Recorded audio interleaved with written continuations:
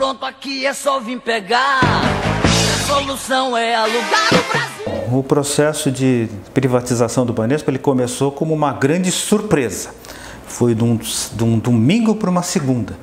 Ou seja, foi traumático para o funcionalismo do Banespa.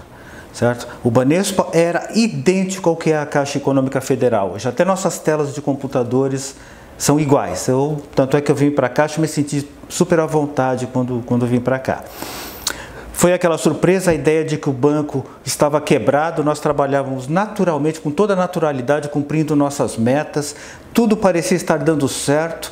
De repente, o banco sofre uma intervenção federal pelo Banco Central e vincula-se à ideia de que o banco quebrou, que o banco estava quebrado, de que o banco não dava lucro. Ou seja, nós ficamos atordoados com isso. A partir desse momento, iniciou-se uma luta que durou 5 anos. Foram 5 anos lutando pela manutenção do Banespa como Banco do Estado de São Paulo. Nós éramos 35 mil funcionários naquela época, financiávamos toda a agricultura do estado de São Paulo, tínhamos os nossos negócios com a Sabesp, com a Eletropaulo, com todas as estatais e mais várias empresas privadas, não só de São Paulo como de outros estados. E de repente nós estávamos quebrados, vinculava-se a ideia de que nós estávamos quebrados. Sofremos a intervenção, depois de algum tempo da intervenção nós fomos federalizados. Ou seja, o Banco Central viu que nós não estávamos quebrados, que nós éramos um banco viável e muito interessante, mas a questão é o que o governo na época queria. Um governo eleito, legítimo, PSDB, era a entrega, a privatização de todas as estatais, começando pelos bancos em todos os estados, e o Banespa era a peça-chave nesse jogo.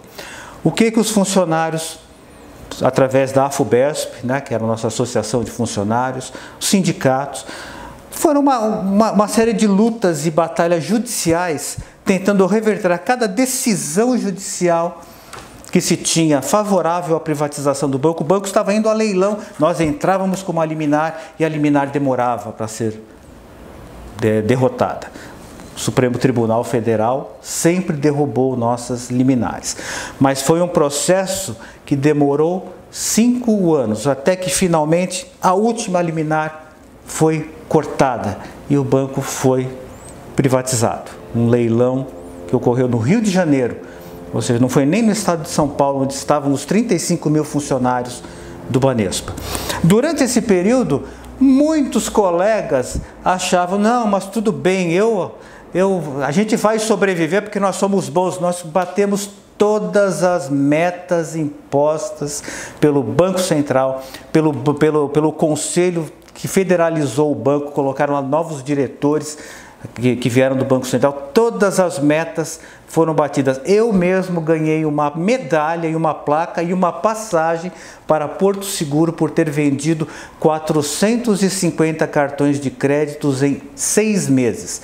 Ganhei uma plaquinha, não adiantou, não era isso que os interventores estavam interessados. Eles queriam mostrar que nós éramos bons, que o banco era um bom banco e que valia a pena comprar o Banespa. E foi o que aconteceu. Muito bem, 35 mil funcionários privatizados. Qual foi a primeira surpresa que nós recebemos? Uma fita de videocassete. Até hoje eu tenho essa fita de videocassete, está embolorada lá, onde um colombiano lá, que nós até fazíamos brincadeira com o nome dele, né? Aparecia na tela da nossa televisão dizendo o seguinte, que eram novos tempos. O banco foi comprado pelo Santander, banco espanhol, certo? Por 6 bilhões de dólares, que ficou nas contas do governo por uma semana, depois foi usado para pagar a dívida externa e por aí vai. Esse colombiano se dirigiu a todos nós, uma fita de vídeo para 35 mil funcionários, hein? Cada um recebeu a sua, onde ele dizia resumidamente o seguinte: nós não queremos mais vocês, nós precisamos de pessoas novas, com novas cabeças, e estamos planejando um PDV.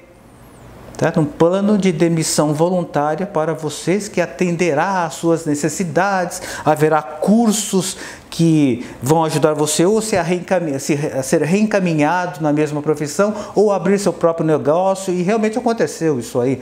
Né? Foi uma palhaçada, mas aconteceu. Ou seja, todos nós, a partir do momento que o banco foi privatizado, ficamos um ano esperando pelo PDV. E o PDV veio, realmente veio. E o que aconteceu? Depois de um ano,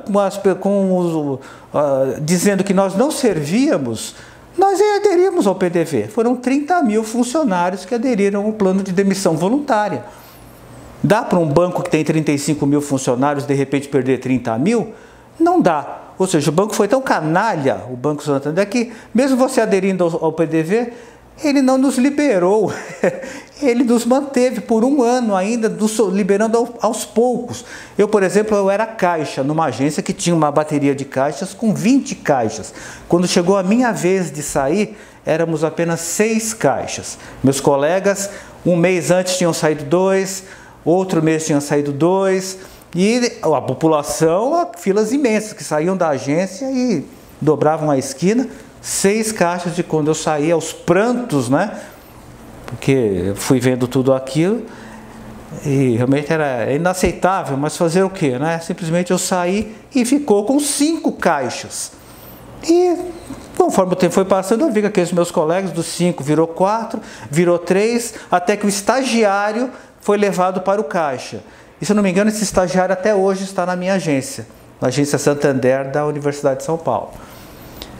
E é isso, gente. Não adiantava eu ser o campeão de venda de cartões de crédito, não adiantava a minha colega ser a campeão de seguro de vida.